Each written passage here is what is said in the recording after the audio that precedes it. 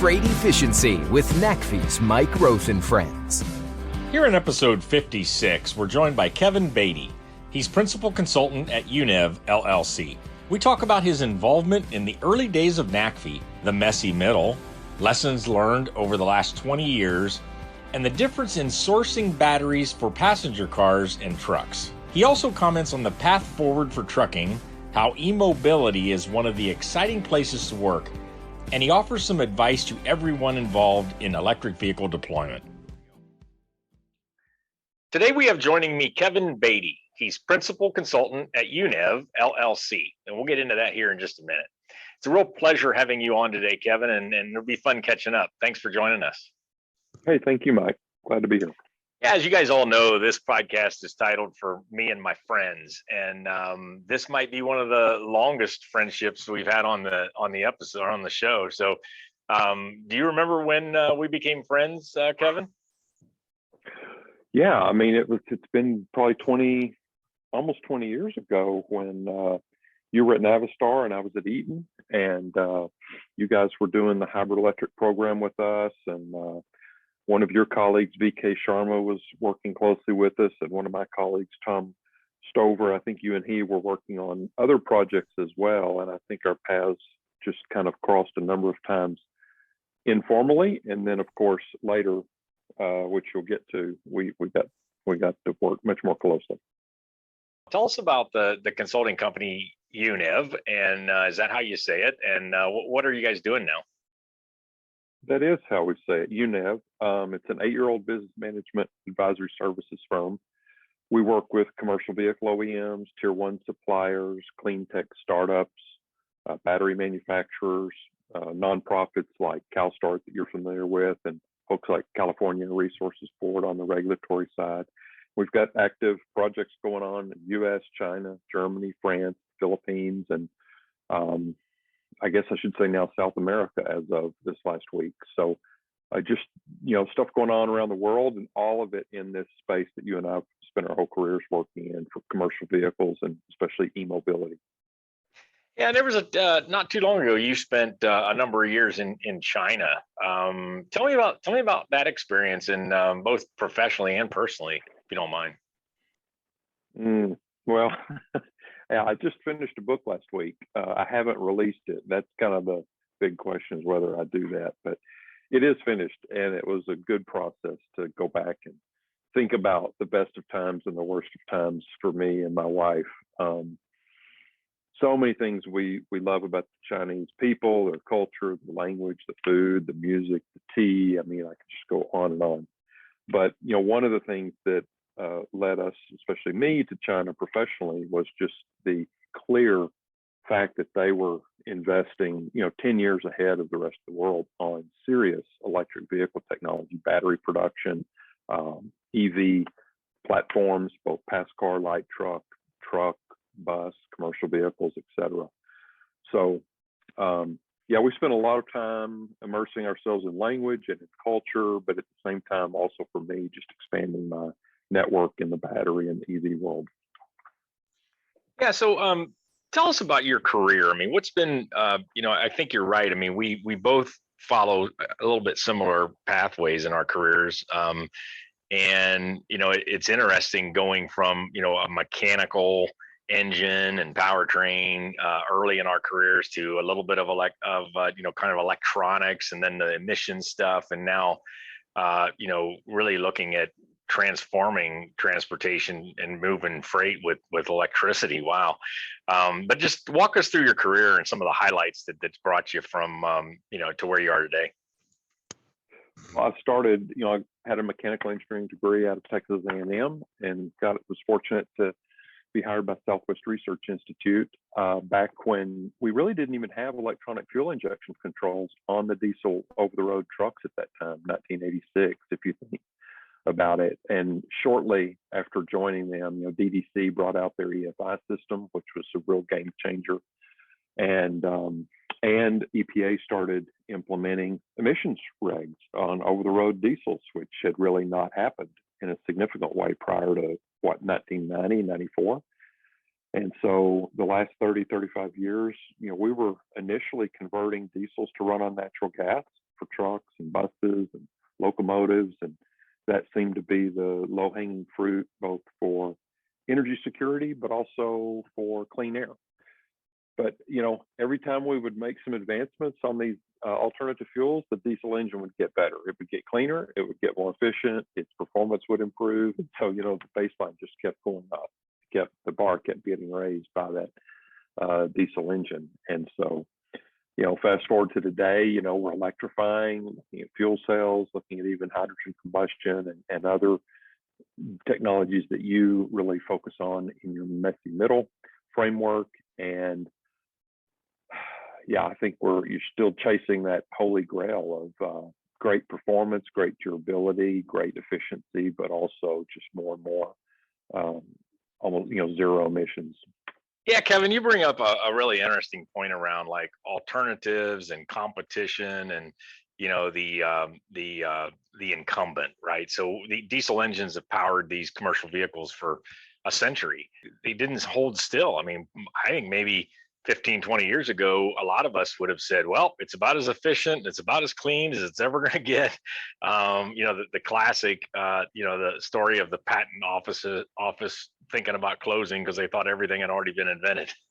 And so these alternatives, like you talked about, maybe some of them haven't taken off like we expected, but they did have a benefit of improving diesel and all these aspects pretty significantly. So that's something. And I guess as we're looking at new technologies, we should always expect the incumbent to get better as we're considering something new.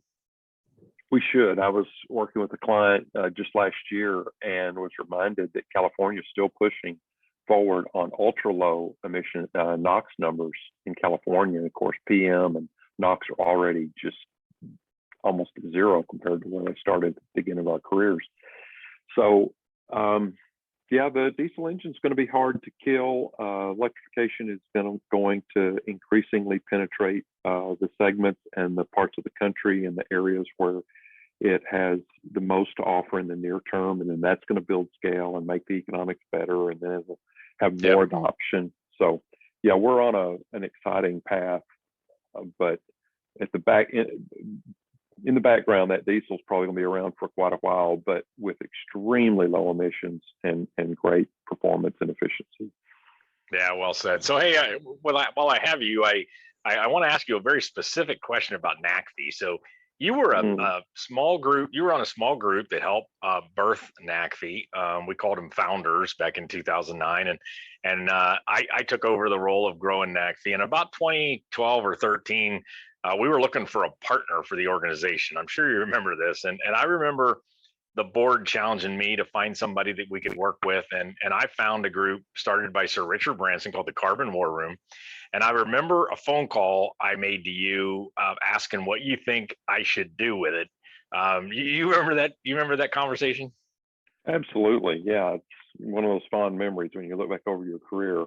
I think I was at lunch running an errand at Office Depot in Grand Rapids, Michigan, if I'm not mistaken. Yeah. Tell me what you remember about the call, and I'll tell you what I remember. It's funny how just a single moment, in a long career makes a difference. But you tell me first, and I'll tell you what I remember. And I think in a career, you're correct, but also in the development of NACFE, because that was back when NACFE was still this very fragile little infant, and you were like the only resource. And at that time, you might have been working, half, 3/4 time or something like that? Yeah, that's right.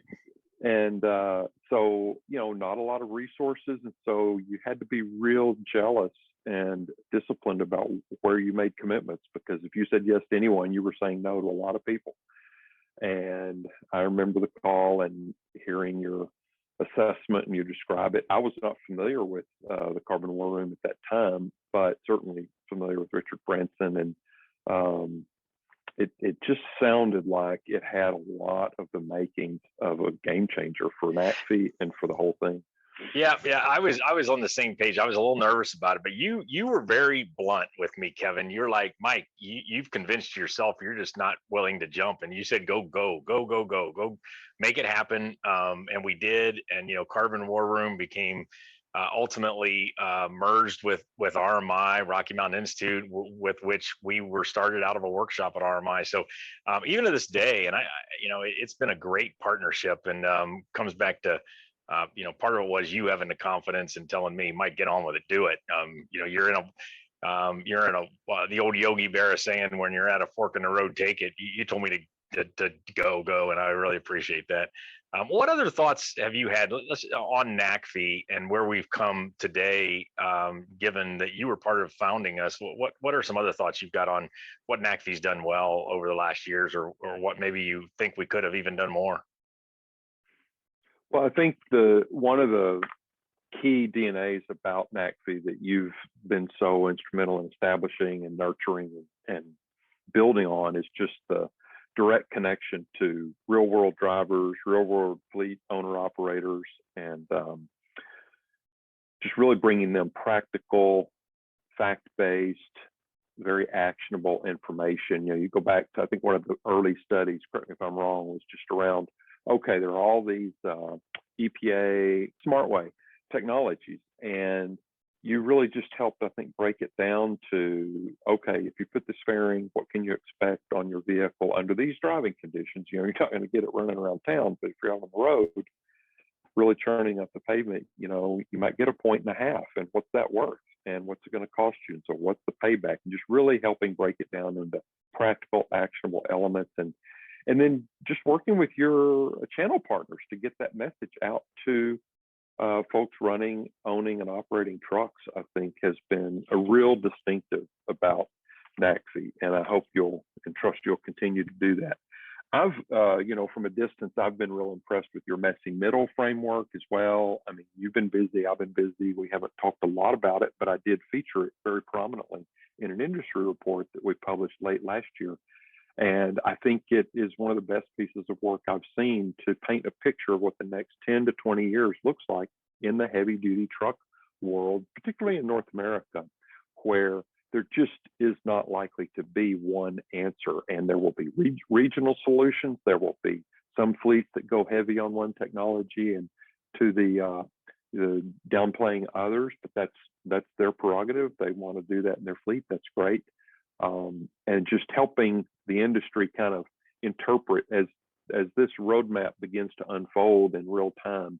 I would love to see you just continue to kind of provide that framework and that perspective so people kind of process the news and the events and have some context for it to help them make smarter decisions.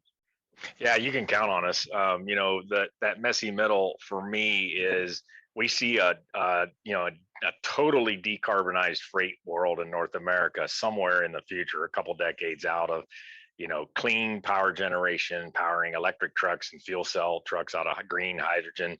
But before then, there's going to be a lot of opportunities and good technologies that'll probably come and go. You mentioned this battery report. Walk us through that report. I believe your team authored last year. What were some of the highlights? And batteries, they're the new engine, right? I mean, we can't talk about commercial vehicles without diesel engines. Now we're talking about batteries, so that's such an important heart and of the new truck. So tell us what you found in that report and how we might be able to look at it. Okay, and for context, just to build on what you said, if you look at batteries and the percentage of the bill of materials that they represent for an over-the-road, or let's say a regional haul heavy truck that's going to have 400, 500, 600 kilowatt hours of battery capacity on board in order to do a legitimate 250 mile range each day, minimum, 80% of that entire powertrain is going to be represented by the battery cost, and probably 60% of the entire cost of the truck will be in the batteries. Okay, that's just a mind-blowing number to me. And when you think about the battery capacity and where those cells are being produced today, and the rate at which the industry can increase their production capacity, you begin to really appreciate, wow, this is one of the very, very important pinch points in the supply chain and in the whole ecosystem that we're building out. So this report was an opportunity to just capture a lot of lessons learned over the past 22 years, working with suppliers, working with vehicle manufacturers, and on the policy side, And so, anyone that has interest, they can download a free copy from our website at www.yunev.co. It's not .com, it's .co. And I think the biggest takeaway for me, and hopefully it came through, I think you looked over the report. I don't know if you had time. It's a lengthy report, but hopefully one of the key themes that comes through is there's just a big difference in if you're a pass car or a light truck OEM like Ford, GM, Tesla, or BMW or Mercedes. It's a big difference between you going out and sourcing batteries for your passenger car, light truck, SUV platforms versus a Freightliner or a Navistar or a Peterbilt or Kenworth going out and purchasing batteries, because the scale is about a 1,000 times difference, a lower scale in terms of what you're buying for those trucks. And it just really makes it more challenging for the companies in our industry to find easy answers to sourcing what is, a really important part of that. A much more diverse, complex market with a lot lower volume. And, that's always been a challenge in commercial trucks. And it will be no matter what the powertrain is. It's a great point.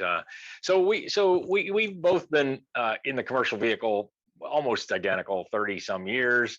And now we're deep into electric trucks. So let's each share a very frank assessment of the situation and where we see the path forward.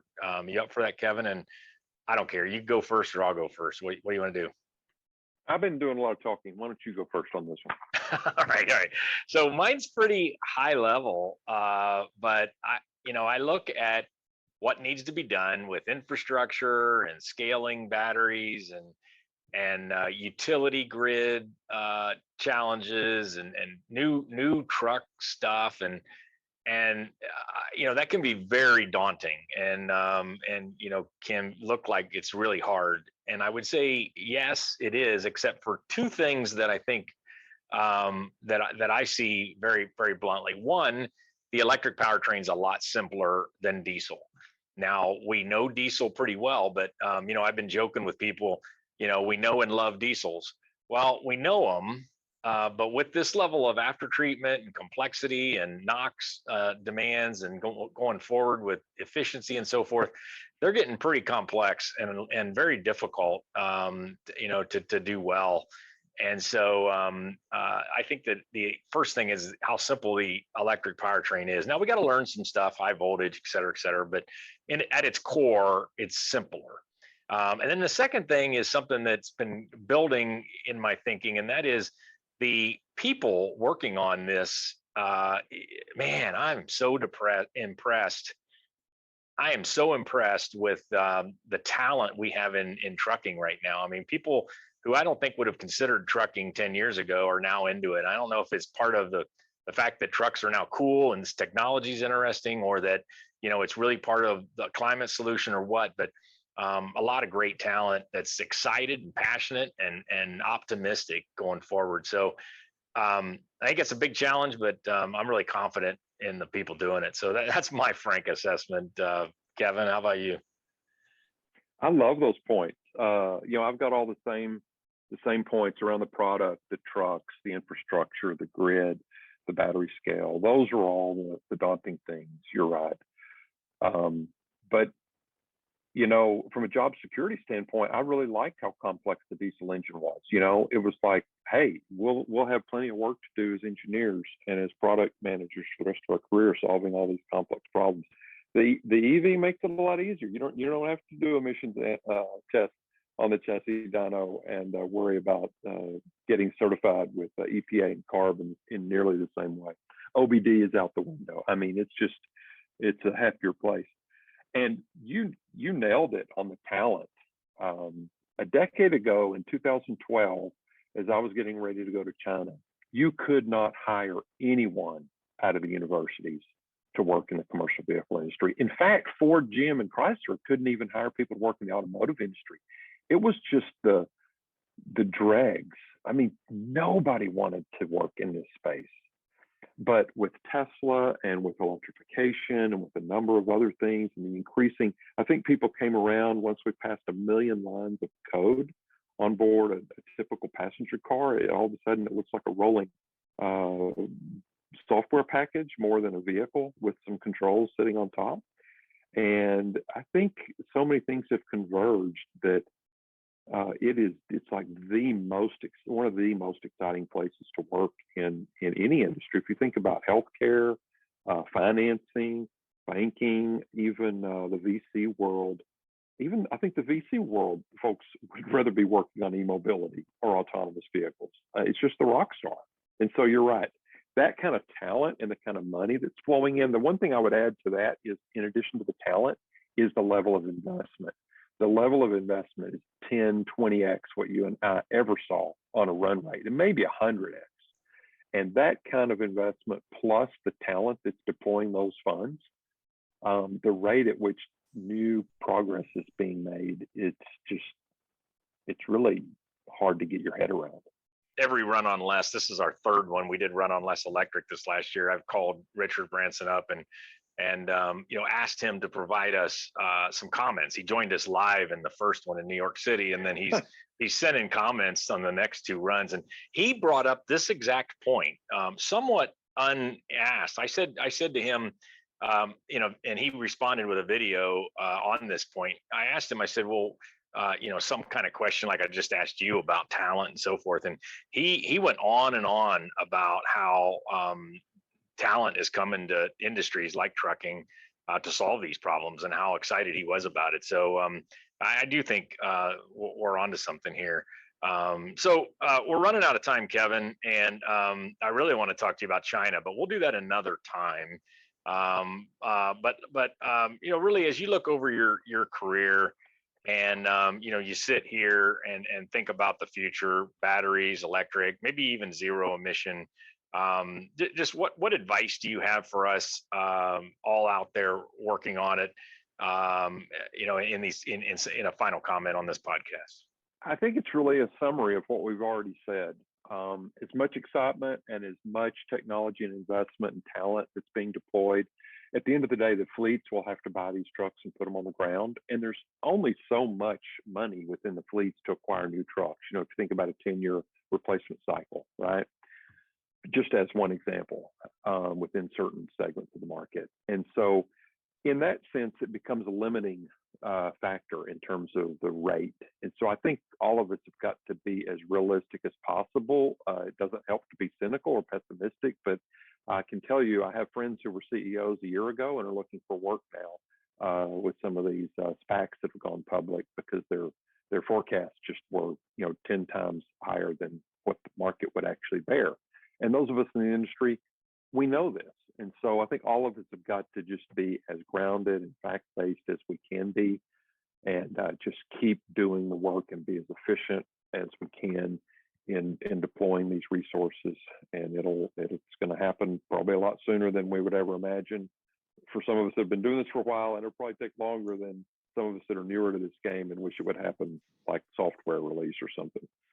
Yeah, thanks a lot, Kevin. I think the diversity in trucking will have us looking back and saying, well, it happened faster in this part of the market than I thought, but slower in that part.